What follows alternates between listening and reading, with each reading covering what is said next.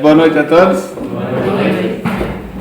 Para quem não nos conhece, eu sou o Paul, essa aqui é a Mariana e eu pedi para que ela viesse aqui para compartilhar com vocês um pouco da história dela, porque eu sinto que eu sou o fruto do trabalho dos meus avós e dos meus pais, porque eu, quando era pequeno, eu lembro até mais ou menos do dia, não muito, mas eu lembro do dia em que meu pai me falou primeiro a respeito de como eu era arteiro e a conexão disso com o pecado, e em seguida as boas novas de como Cristo morreu por mim e pagou pelos meus pecados, e como crendo nele eu poderia ser salvo. E eu acreditei naquele dia. Eu acho que eu tinha uns 4, 5 anos de idade, eu não tenho certeza. 4, mãe? Foi no passado e eu não lembro muito bem, então minha memória, sabe como é a memória do meu pai? Muito boa, né? Ele lembra os versículos, as outras coisas não lembra nada, né? Eu sou assim também. Mas eu lembro desse dia, foi um dia especial. Para Mariana, esse dia veio um tempo depois. Ela tinha lá os seus 20 anos e eu vou deixar ela contar, que eu gostaria de compartilhar com vocês um pouco do testemunho da Mariana, minha esposa. Oi. Bem, a gente é tratado como de fora, mas eu na verdade não sou de fora. Eu nasci em Florianópolis e eu cresci em Major Gercino, na verdade. Então, assim, não sou visita, sou da casa.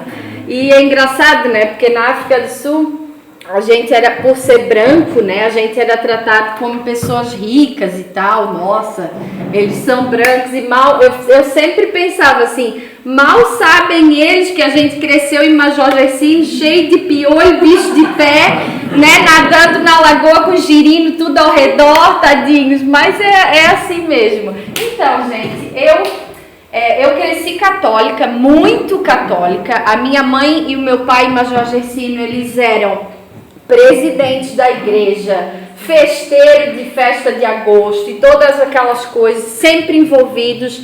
Eu cresci dentro da igreja católica. A gente ia sábado, a gente ia quarta, a gente ia em retiro, e em todas as coisas, todos os eventos possíveis a gente participava. Só que daí, no ano de quando eu tinha 10 anos, nós nos mudamos para Tijucas. E no ano de 2000, depois de 25 anos de casado, o meu pai nos deixou por outra mulher, deixou minha mãe, no caso, né? Era eu, a minha irmã tinha mudado para o Rio de Janeiro, tá lá até hoje, e o meu pai deixou a minha mãe, se apaixonou por outra pessoa e deixou a gente. A minha mãe, ela ficou num estado assim, como vocês podem imaginar, como ela mesma falou, eu casei para morrer com o meu marido. Então, muito católica, muito correta, para ela aquilo foi uma coisa devastadora. Ela perdeu 15 quilos em um mês. E chegou uma fase que eu dava banho nela, eu forçava ela a comer, ela ficava de cama. Então foi uma fase muito difícil. E nessa fase, muito vazia assim para mim, porque minha irmã tinha ido embora. Então era eu e a minha mãe agora. E eu não sei se vocês sabem quando acontece uma tragédia assim, numa família, especialmente no caso do meu pai, que não era um homem de bar, ele era um homem de ficar em casa com a gente, foi uma surpresa muito grande. Então, para ambas as famílias, tanto da minha mãe quanto do meu pai, ninguém ligava para ela ou procurava ela para chorar. Todo mundo vinha para mim, porque não queriam incomodá-la. Então, foi uma carga muito grande em cima de mim. E daí eu comecei a procurar Deus, mas assim, eu já sabia que Deus existia. Para mim eu não tinha dúvida nenhuma, eu cresci católica, eu sabia que Deus existia, mas eu comecei a procurar mais. Eu lia, como o padre diz, ler salmos, ler provérbios, aquilo não me ensinava nada, não me completava. Eu ia na missa, tinha semanas que eu ia 3 vezes na semana e aquilo não me completava e eu continuava procurando. Um dia eu e a minha mãe morávamos em cima da Crispinha, ali em Tijucas, no Coquinho ali. Eu estava andando para o trabalho, eu dava aula de inglês no CCA na época E eu olhei assim para o céu, caminhando naquela esquina da Crispinha ali, e eu falei, Deus, eu sei que o Senhor existe. Eu não tenho dúvida, mas onde é que o Senhor está? O Senhor não está aqui. Eu não consigo, eu preciso de um vazio enorme. E é interessante que algumas semanas depois,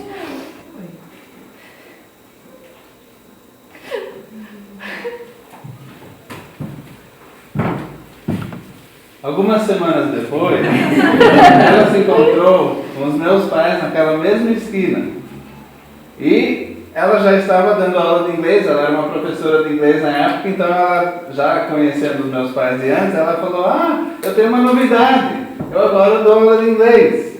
Isso. Falei, obrigada, é bom, né? Isso que é marido, né, gente?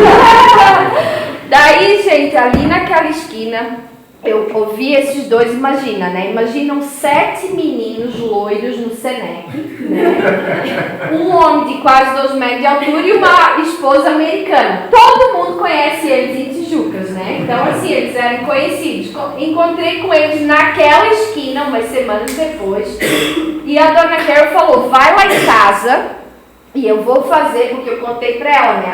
Agora eu falo inglês, eu sou professora, se achando, né? E ela falou, não, vai lá em casa, eu vou fazer panqueca americana pra ti e tal, a gente vai conversar. E lá na casa deles, eu tava vestindo um crucifixo, porque eu sou uma boa católica, então eu tava, né, aquela cruzinha, e o seu Bernardo me explicou, me perguntou, por que estás vestindo isso daí? Eu falei, não, isso aqui é a cruz de Cristo, né? E daí ele me perguntou assim, mas você sabe por que ele está nessa cruz? E é interessante, porque a vida inteira a gente vê Cristo na cruz, né? Para mim foi uma coisa assim muito chocante. A gente vê Cristo na cruz todo dia que vai na missa. E em nenhum momento eu quero falar mal da Igreja Católica, não é meu objetivo, é a minha experiência só. Mas eu nunca soube o porquê. Ele morreu pelos pecados do mundo. Legal, mas eu nunca tinha entendido que foi por mim, sabe? Como o versículo fala, foi por mim, foi pelos meus pecados. Então, quando eu e o Paulo começamos, né, a namorar e nos casamos, a gente tinha muitas diferenças de cultura. Nosso primeiro ano de casado a gente só brigou, daí depois foi melhorando. Mas o motivo que a gente... É verdade, né? O motivo que a gente nos casou especialmente, não só porque a gente, né, amava um ao outro, mas porque a gente tinha o mesmo objetivo juntos, que era passar essa liberdade, essa verdade que Cristo nos dá. É algo que alguém fez por nós, agora a gente quer fazer pelos outros. Eu queria pedir, para terminar, oração para vocês, porque assim, nós somos do interior. O Paulo cresceu em Areias, no mato, eu cresci em Major Gercino, depois em Tijucas, pé descalço, subindo em árvore. E a gente está se mudando agora para uma floresta de concreto, que é São Paulo. A gente quer morar no coração de São Paulo. Por quê? Porque a gente ama a cidade grande? Não. Mas é porque a gente se sente chamado para espalhar esse evangelho. Muita gente ouve o nome de Cristo. Pouquíssima gente sabe que Ele morreu por ti, né? Então esse é o nosso objetivo. Então eu queria pedir, por favor, vocês como igreja, orem por nós. Para que quando a gente chega em São Paulo, a gente possa ter coragem, ter a sabedoria que vem de Deus, para saber exatamente o que fazer, como conversar, como lidar com as coisas. A gente ficou lá 2 dias quando chegou, 1 dia e meio, e assim tudo é tão diferente, sabe? Tu sente assim um peixe fora d'água. Então, por favor, orem para que a gente atinja São Paulo com o Evangelho, e através de São Paulo esse Evangelho se espalhe por todo o Brasil e para o mundo, e Deus é que sabe, tá bom? Muito obrigada, gente. Obrigado, amor. Eu queria que vocês fizessem um pequeno exercício de visualizar uma situação para que a gente possa começar. E eu queria dar uma... Vocês topam ver algumas fotos, ter uma noçãozinha do que a gente viu lá na África do Sul, um pouquinho do nosso trabalho? Pode ser? Sim. Ok. a gente vai fazer isso também, mas primeiro um pequeno exercício. Eu queria que vocês se imaginassem em casa, e daí alguém toca a campainha, bate na porta, chama na casa, e você abre a porta, e tá ali uma pessoa segurando outra, a outra meio fraca, e a pessoa fala, ai, por favor, ajuda aqui, essa pessoa tá mal, não sei o que ela tem, a pessoa ali mesmo desmaia, e ela evidentemente está com uma saúde terrível. Você não gostaria de poder, a qualquer momento, pedir, Senhor, me dá forças para simplesmente curar essa pessoa? Não seria legal? Convenhamos, se isso estivesse à disposição, não seria uma delícia? Se aquela pessoa que, quando alguém está passando mal, eles vão lá na sua casa.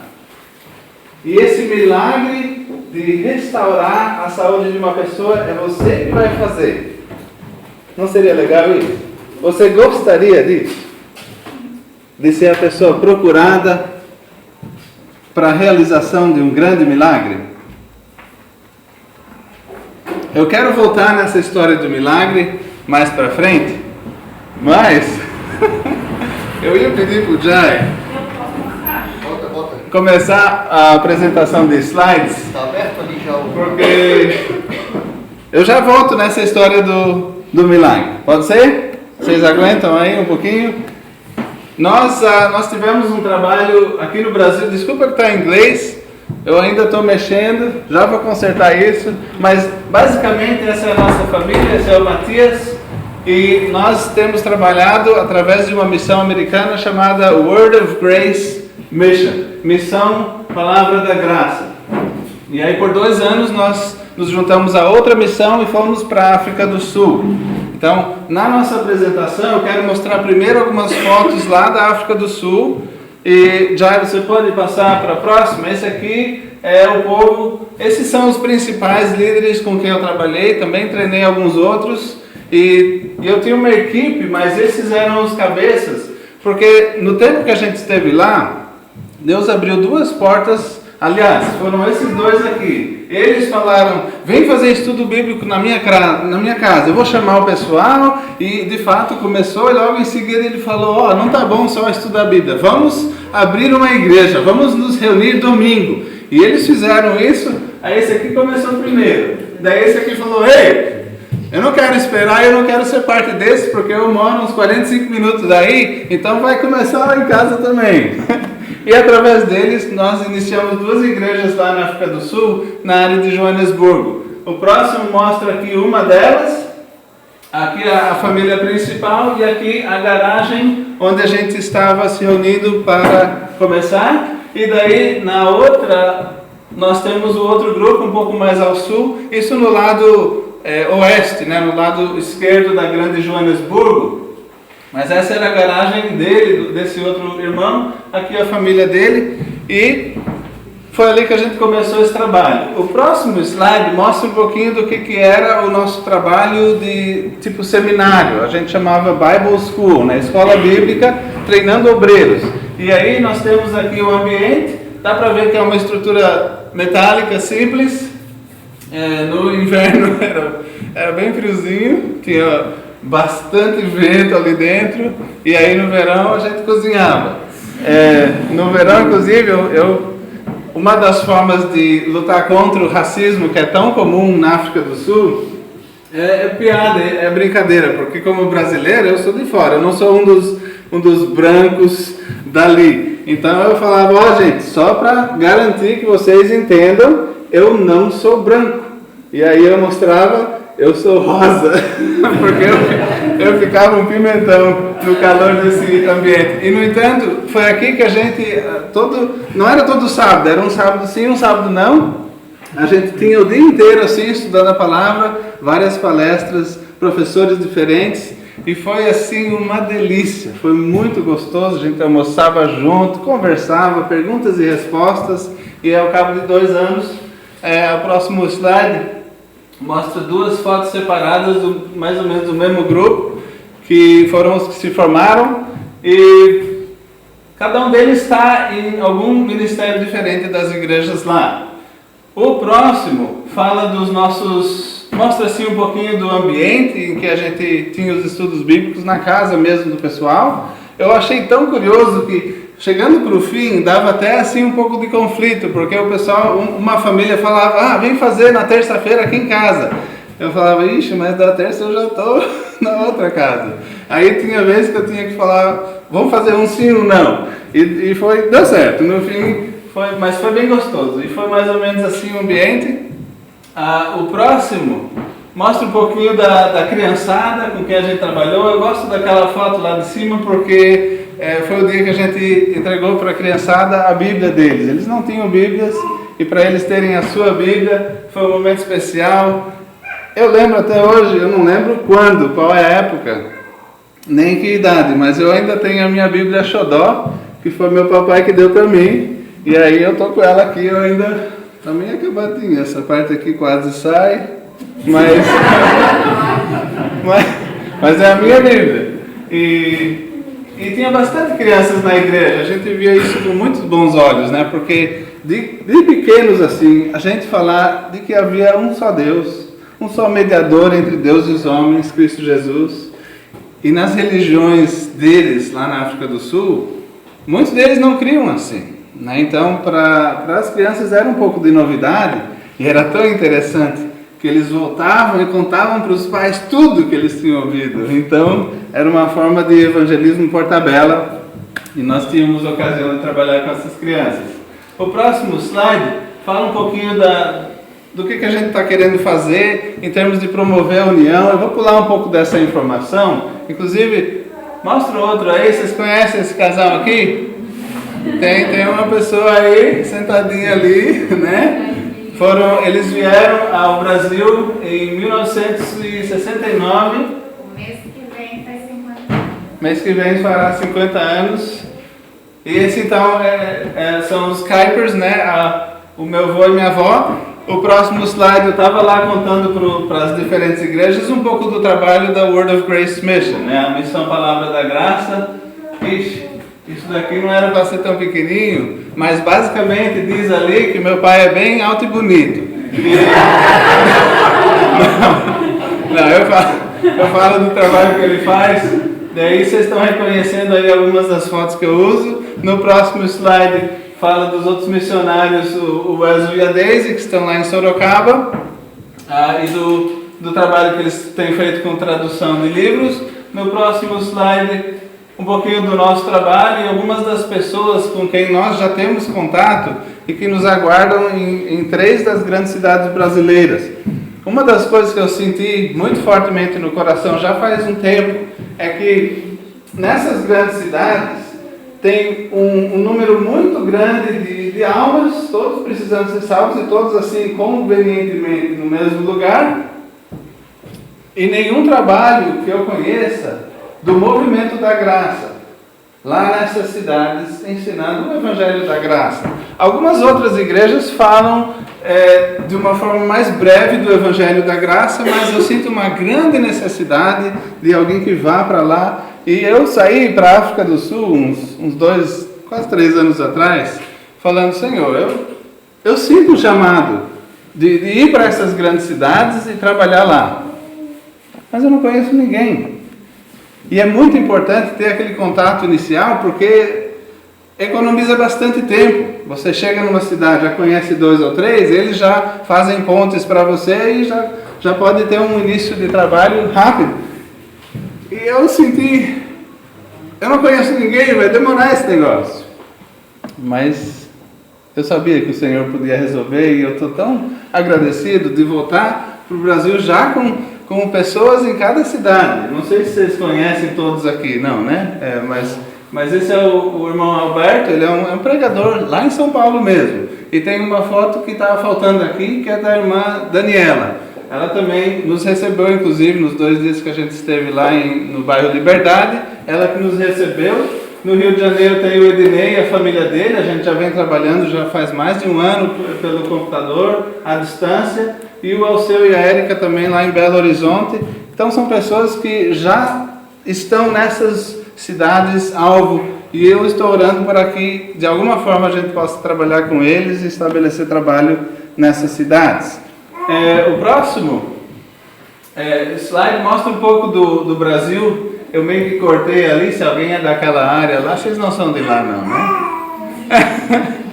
Mas esse mapa mostra um pouquinho assim das grandes cidades brasileiras e de um sisteminha que eu botei assim alguns marcadores para mostrar onde que já tem igrejas da graça, são os marcadores azuis, e onde que existe ainda uma grande necessidade e não tem ainda igrejas e precisam ser plantadas. E aí eu falo da população, falo da urbanização, falo da religião, falo das populações das grandes cidades.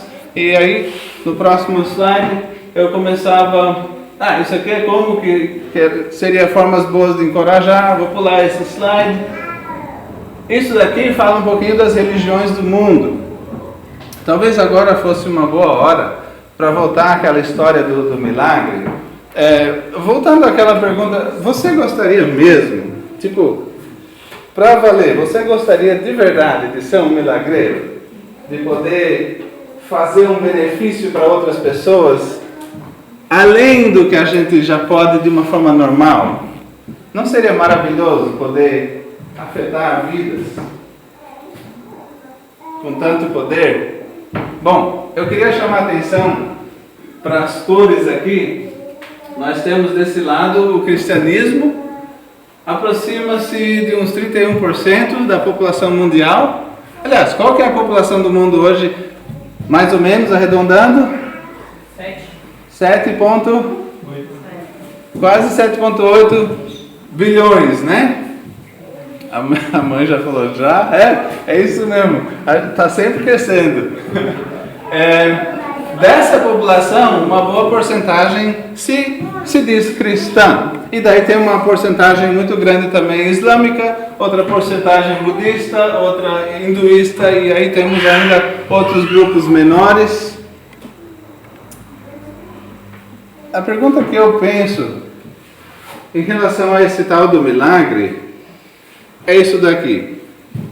Se eu posso, ou se eu pudesse, receber alguém na minha casa e imediatamente curar aquela pessoa de todos os seus males, ela vai viver para sempre ou ela morre algum dia?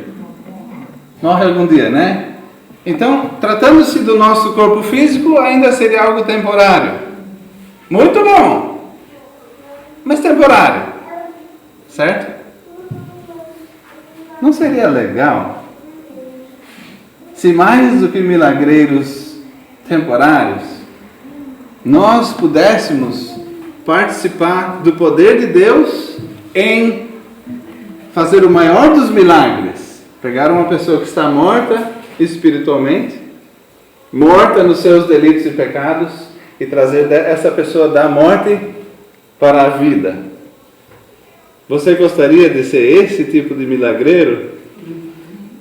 A vida eterna. Uma pessoa está morta e Deus faz um milagre, e agora esta mesma pessoa, com a mesma aparência, não mudou nada, mas daquele ponto em diante esta pessoa está viva eternamente.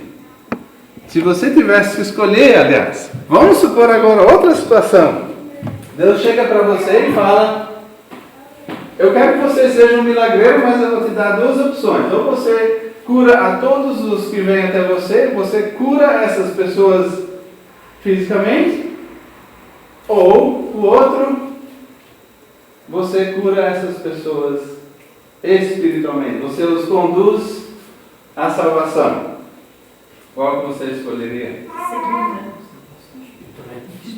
É óbvio que a gente ia dizer, por mais que eu gostaria de ajudar de todas as formas a restaurar uma boa saúde, eu gostaria sim de participar no processo de uma pessoa sair da morte eterna e ir para a vida eterna, não é mesmo? Vem cá, essa opção existe? É possível eu e você participarmos disso? O mundo precisa, gente. Se você quiser passar para o próximo... Aliás, só um comentário aqui. Quando 31% do mundo se diz cristão, todos eles são salvos? No momento em que morrerem, eles irão imediatamente para a presença de Deus, estarão com o Senhor para sempre, dali para diante, aguardando o arrebatamento, o corpo novo, né, a união com todos os queridos. Isso vai acontecer com todos os que são cristãos? Não, porque muitos que se dizem cristãos nem sequer em Cristo creem. No que tange o problema que é o pecado e como resolver esse problema, muitos acreditam no seu próprio esforço, muitos acreditam na sua própria igreja. Eu sou dessa igreja aqui, estou garantido. É isso que salva? Nós sabemos que quando Paulo fala que não tem vergonha do Evangelho, porque é o poder de Deus para a salvação de todo aquele que crê, o poder de Deus está em dar de graça o perdão de todos os pecados e a reconciliação completa, baseado numa decisão, num ato de fé, de a gente acreditar em Cristo, e acreditar na nossa religião, acreditar no nosso pastor, acreditar na minha capacidade de fazer o bem e andar na linha, que daí eu estou garantido. Acreditar em tudo isso é o mesmo que não acreditar em Cristo. Se eu tenho que resolver os meus próprios pecados e fazer o bem para me limpar, então eu não estou crendo de fato que Cristo já pagou por todos os meus pecados. Não é correto isso? Então existe, infelizmente, um grande número de pessoas que se diz cristão, mas ainda não foi salvo, ainda não creu no Evangelho. Meu querido, o próximo mostra uma perspectiva do mundo diferente. Vocês já viram um mapa do mundo desta forma? É meio estranho, né? Não é bem assim que a Terra foi dividida, né? Bom, esse mapa ele mostra uma perspectiva de população, querendo mostrar pelo tamanho do círculo e da bola quanta gente mora nos diferentes países. Só de olhar no mapa vocês poderiam me dizer quais são os 2 países mais populosos do mundo? Fácil, né? E depois, qual é o terceiro? Dá para ver que é os Estados Unidos aqui. Depois? Brasil. Não, a Indonésia, de fato a Indonésia, só pela margenzinha aí de uns 50 milhões, tem mais gente que aqui. Mas depois, em quinto lugar de população, o nosso Brasil com o quê? 212 milhões, mais ou menos. E depois, em seguida, outros países, Paquistão, Bangladesh, Nigéria, e aí vai indo nos países mais populosos do mundo. Gente, eu mostro esse mapa para mostrar para vocês qual que é o tamanho da necessidade do mundo hoje. A necessidade em relação à salvação. Não estou falando de saúde, não estou falando de uma boa economia, de terem condições melhores, nada disso. Estou falando da maior necessidade de cada indivíduo no mundo, que é de estar reconciliado com Deus, de estar salvo.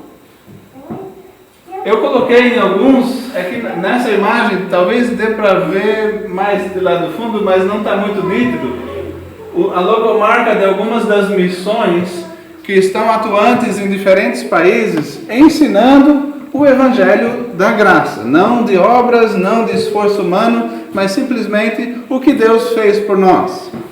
E são 30 países de 200.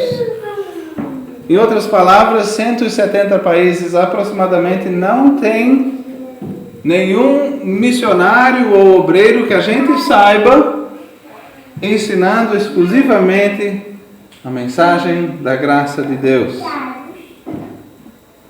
Eu não viajei por todos esses países, essa informação tem uma margem de erro tranquila aí, mas de uma forma geral, o mundo todo precisa muito ouvir do Evangelho, ouvir a boa nova, que Cristo morreu e pagou pelos nossos pecados, foi sepultado, ressuscitou ao terceiro dia, e entre ele e o Pai a questão judicial está resolvida. Os nossos pecados estão pagos.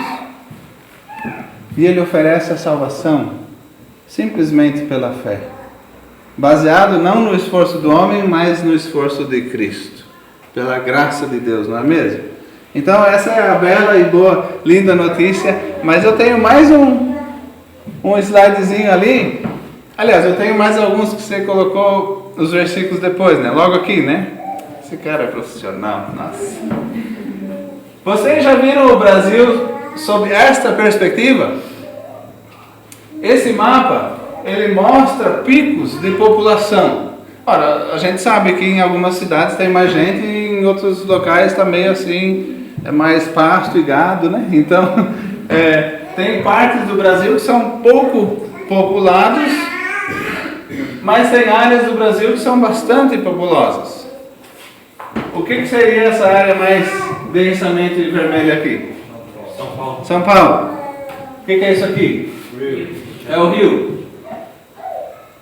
Eu não estou vendo BH. Era para ser assim?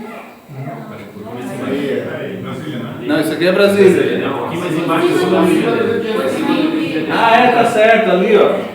Eu achei que era uma coisa só, estava estranhando como que é maior que São Paulo, mas tá bom. Tá tudo ali então. Ei, o que é isso aqui? É Floripa. A área de Floripa e São José, junto assim, dá mais de 1 milhão de pessoas. Isso no inverno, né? Não contando os gringos. Certo? Então, isso aqui é uma forma de olhar para o Brasil. Isso aqui é Porto Alegre, e nós temos ali Salvador, nós temos Recife, nós temos outras grandes cidades no Brasil, com milhões e milhões de pessoas precisando de Jesus Cristo. Daí, quando eu olho para isso, eu fico pensando, mas quem que vai levar a mensagem da graça de Deus? A mensagem de que Deus não requer de nós qualquer grande esforço, qualquer grande pagamento, não, nada disso. Ele apenas deseja que a gente creia no grande esforço e no pagamento feito por Cristo. Quem que vai levar essa mensagem para todas essas pessoas? Pode, por favor, mostrar o próximo versículo? Eu estava pensando em primeiro, se vocês quiserem, abram suas Bíblias, segunda Timóteo 4 e no versículo 5. Esse foi um texto que me chamou a atenção e há alguns princípios aqui que eu queria chamar a atenção de vocês. 2 Timóteo 4, versículo 5.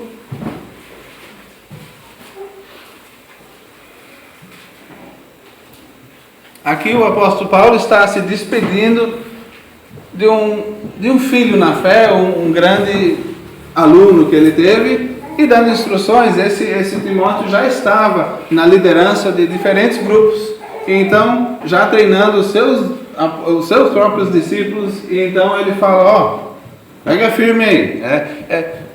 A segunda carta a Timóteo é meio que um tchauzinho e vai lá, pega firme, né? Então, ele fala, mas tu, ser sóbrio em tudo. Se vocês olharem o contexto, está falando nos versículos anteriores de um tempo em que as pessoas não iam querer saber de um ensinamento certinho. Eles vão preferir coisas que agradam ao homem, mas que não é necessariamente correto segundo a verdade de Deus.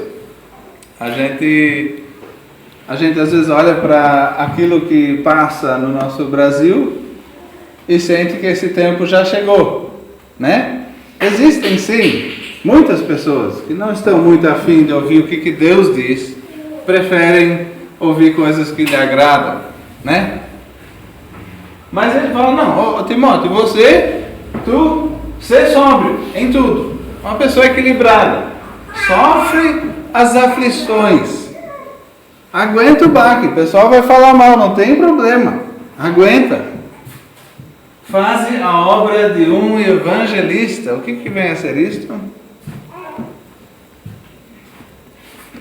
O que significa fazer a obra de um evangelista?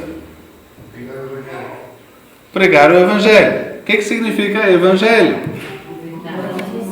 Boas notícias, a verdade. Então, basicamente, ele está dizendo, Timóteo, eu sei que você é o pastor da igreja, mas não é porque você está ensinando aos outros e você está administrando a igreja que você está como é que é? Exempt? Isento. Aê! Eu achei que era isso mesmo, mas eu estou ainda... Meu vocabulário em português está voltando aos poucos. Então, e não é por causa disso que você é isento de ensinar o Evangelho ou falar das boas notícias de Cristo para as outras pessoas. Tem um outro texto que nos dá a impressão que Timóteo era o tipo tímido. Eu acho tão maravilhosamente forte esse texto, porque aqui o apóstolo Paulo está falando com um cara que é conhecido como sendo um pouco tímido e falando para ele, faz esse trabalho, faça. Independente do que você já faz de outras formas, vá lá e faça o trabalho de contar para as pessoas a respeito do amor de Jesus Cristo. Faze a obra de um evangelista é uma ordem que ele dá a Timóteo. Menos mal, não é para nós, foi para Timóteo, problema dele, né? Nós não temos nada a ver com isso, certo? Tem alguns dizendo não, tem gente que é do contra mesmo, né? Eu podia dizer sim, a gente prosseguia. Gente, e se for o trabalho de todos nós? Você já parou para pensar que pode ser que seja para todos nós ser milagreiro? E não é opcional? Posso ver o próximo texto? Está em 2 Coríntios capítulo 5, versículo 18, 19 e 20. Eu queria focar no 18 e no 20. Eu queria dar uma atenção especial para algumas palavras específicas. 2 Coríntios capítulo 5, no versículo 18, nos diz o quê? Tudo isso provém de Deus, que nos reconciliou consigo mesmo por Jesus Cristo. Reconciliação tem a ideia de um conflito no relacionamento, e aí a resolução, né? Voltou a amizade, tá tudo bem. Ora, o que causa isso é o nosso pecado, certo? Nós pecamos contra um contra o outro, mas nós pecamos contra Deus. Todo pecado que eu faço contra o meu irmão atinge ao Deus que fez o meu irmão, não é? É como um pai que vê os filhos brigando. Que pai gosta disso? Não machuca o coração de pai e de mãe ver os filhos um brigando com o outro? Então, todo pecado nos coloca nessa situação de precisar reconciliação. Mas ele não fala de um processo que está em andamento. Não é isso que está escrito. Ele não fala, isso provém de Deus, que anda progressivamente, aos poucos, nos reconciliando consigo. À medida que as pessoas obedecem às regras de sua igreja. É assim que está escrito? Não, ele fala, nos reconciliou. Já está no passado em relação aos coríntios que receberam essa carta e leram isso e entenderam. Já aconteceu, nós cremos, ele resolveu o problema, ele nos reconciliou consigo. E nós também hoje, tendo crido, está resolvido. Só que ele fala, e nos deu o ministério da reconciliação. Teve uma parte do versículo anterior que eu não falei, eu não li, né? Cumpre cabalmente o teu ministério. Lembra? 2 Timóteo.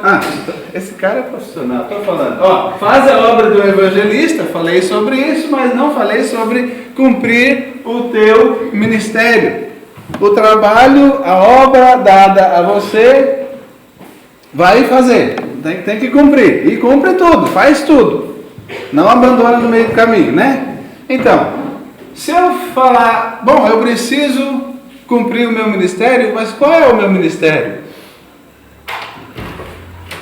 parou para pensar qual que é o seu ministério? Eu estava babando um pouquinho, olhando o casal 20 aqui, tocando e cantando aqui na frente, falando, nossa, que bem tocado, nossa, que bem cantado. Inclusive estava comentando com um irmão querido sobre duas músicas que eu nunca tinha ouvido. Aí pensando, ele comentou sobre a cor do cabelo e a gente ser velho, né? Eu falei, é mesmo? Não sei essa música porque eu sou velho mesmo.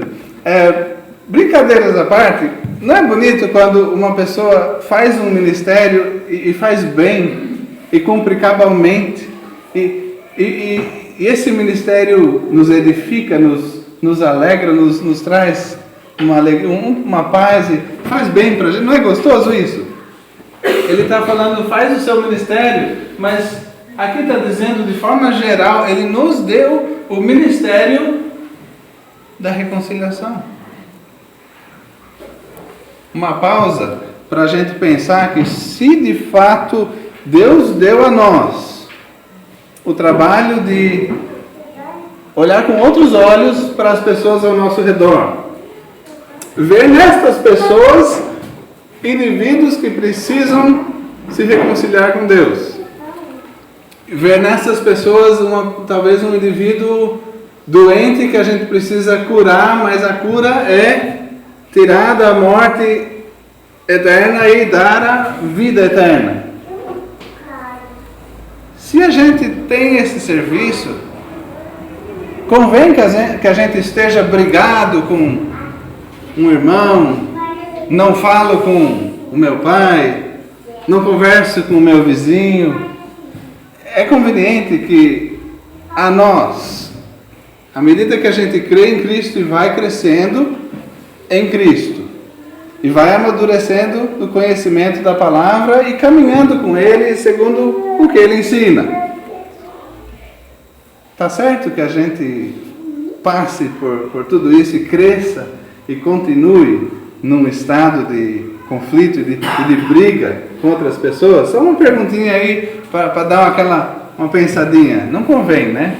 Teve um tempo que teve um irmão que falou para mim, Pô, você está aí sempre comentando de uma desavença que você tem com um certo irmão seu, e você vai ser um ministro da reconciliação, tá certo isso daí? Nossa, aquilo me deu assim um tapa na cara que chamou muito a minha atenção, e eu percebi, de fato não convém, a gente não pode estar vivendo uma vida de inimizades e de brigas, e depois querer falar de amor para as outras pessoas. Essas outras pessoas precisam que a gente lhes fale do amor de Deus.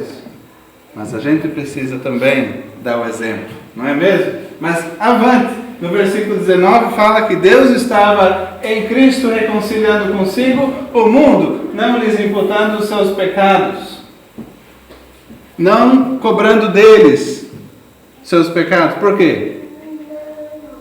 Porque Ele cobrou de Jesus Cristo. Ele puniu a Jesus Cristo pelos pecados deles, de forma que Ele pudesse fazer isso, não punir a eles. E pôs em nós a palavra da reconciliação. Outra vez, dizendo, essa palavra, esse recado, Ele deu para a gente. Agora nós temos essa honra, essa alegria de passar para outros. De sorte que somos embaixadores da parte de Cristo. Que posição, que honra, né? Embaixadores. Ele nos chamou para representar o amor de Deus para as outras pessoas ao nosso redor. Então, a nossa vida era para ser assim, como se Deus por nós rogasse, como se Deus estivesse implorando através de nós às pessoas: vem cá, para com isso, vem cá, confia em mim, eu quero você aqui junto comigo. Esse trabalho Deus faz através de nós. Então Ele fala: rogamos, pois, da parte de Cristo, que vos reconcilieis com Deus. Próximo versículo, meu querido. Esse vai ser, então, de Romanos 10, versículo 14. Aí se vocês conhecem, né?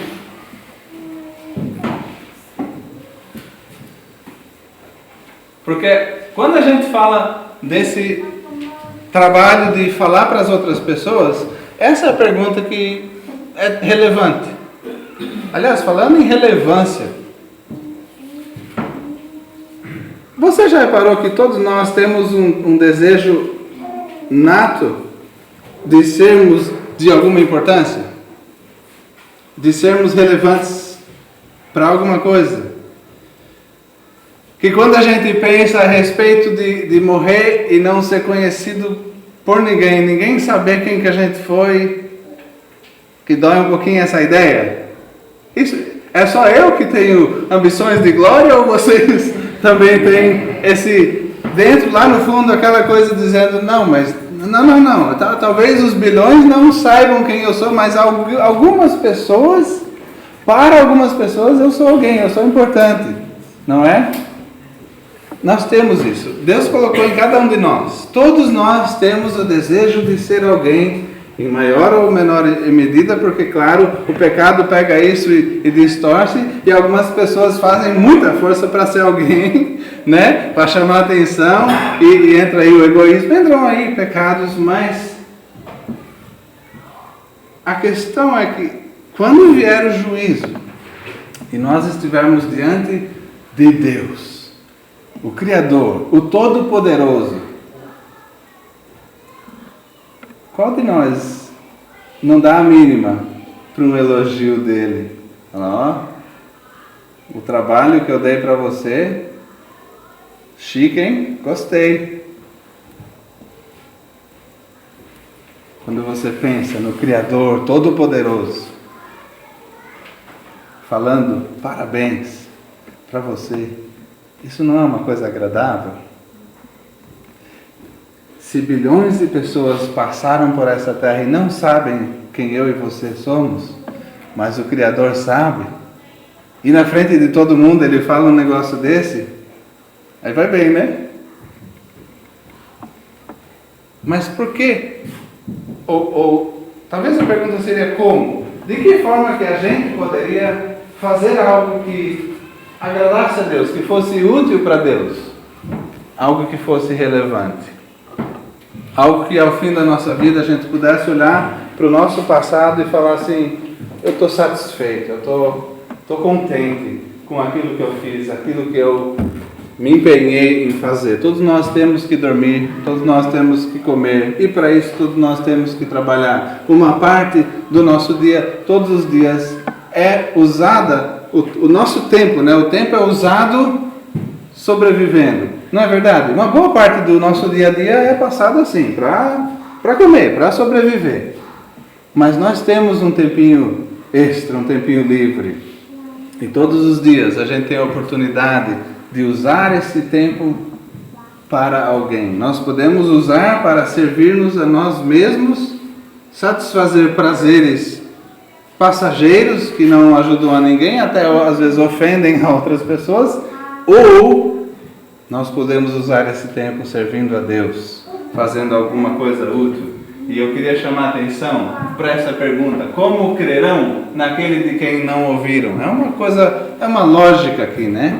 O apóstolo Paulo está olhando e falando, ei, como é que uma pessoa vai crer em Cristo para ser salva se nem sequer ouviu?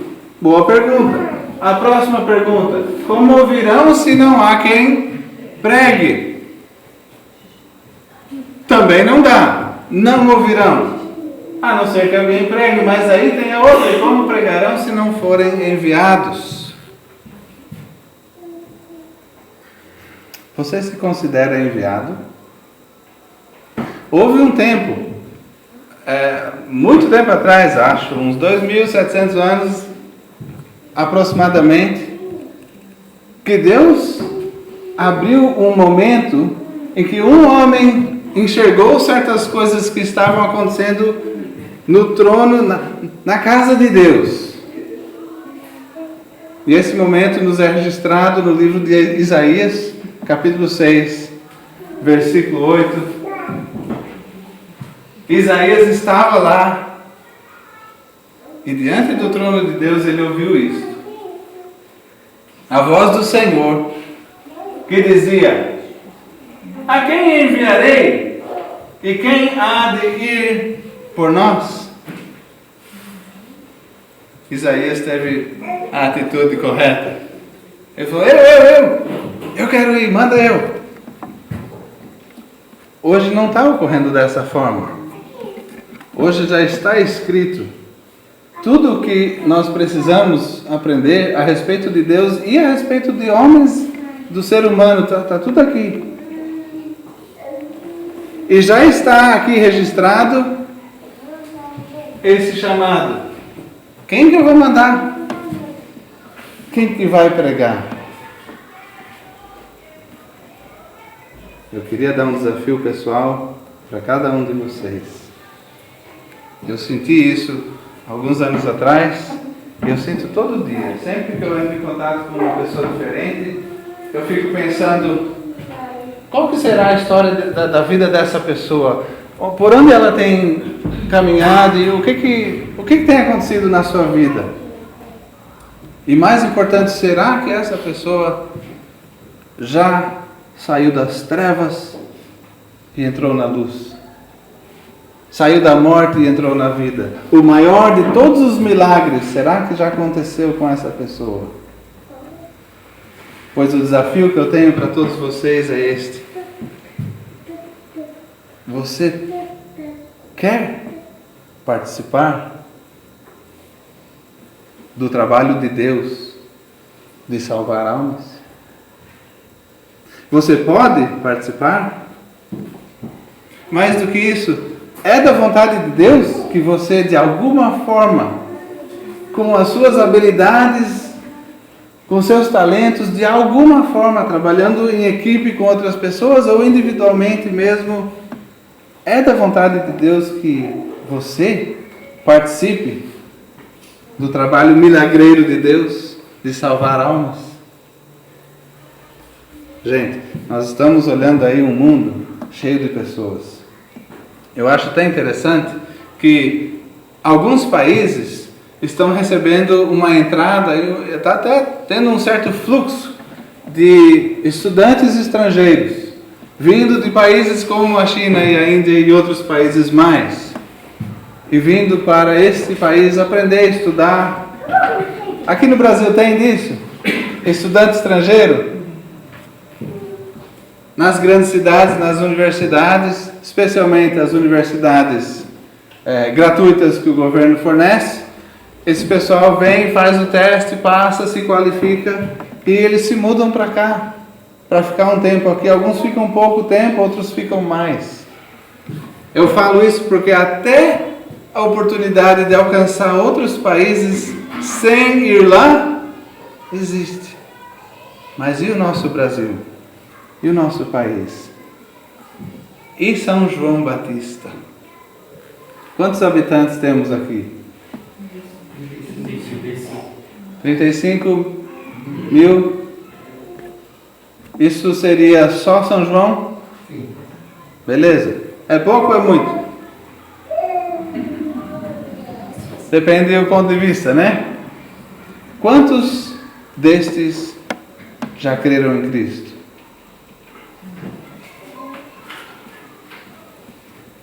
Aqui mesmo dá para começar. Se Deus quiser abrir as portas e abrir os caminhos para que você vá para outro lugar, nem que você deixe a família para trás, nem que você fique um tempo fora e depois volte de vez em quando, mas o seu dia a dia é um pouco longe da família, falta aquele aconchego, falta a doçura do lar, do seu lar, nem que você vá para outro lugar. Mesmo assim, qualquer sacrifício ainda é pouco. Não é verdade? Porque Jesus Cristo entregou a própria vida por nós. Então eu queria dar um desafio, que todos nós possamos ter, junto com Jesus Cristo, esse mesmo sentimento e dizer ao Senhor: eu estou disposto, eu estou disponível, eu estou pronto. Eu quero começar agora falando com os meus familiares, falando com os meus colegas, falando com as pessoas que eu conheço e com as pessoas com quem eu esbarro, pessoas que eu não conhecia antes, que no meu dia a dia talvez eu faria questão de não conhecer, porque já tenho amigo demais, olha o meu Facebook. mas que agora a gente teria o propósito de conhecer mais pessoas, para que elas também pudessem ouvir as boas novas que Cristo ama a elas, morreu e pagou por tudo. É só crer e essas pessoas passarão da morte para a vida. Estamos prontos? Vocês estão prontos em seus corações a tomarem certas medidas no seu dia a dia para poder ajudar a Deus nesse trabalho de milagreiro? A minha oração é que sim, e que todos os dias vocês cresçam mais e mais e possam dizer depois de um tempo: eu cumpri cabalmente o meu ministério. Eu tenho sido fiel em ajudar as outras pessoas a crescer em Cristo. Amém? Amém. Podemos orar? Nosso Pai amado, quem somos nós que Tu desejas usar a gente?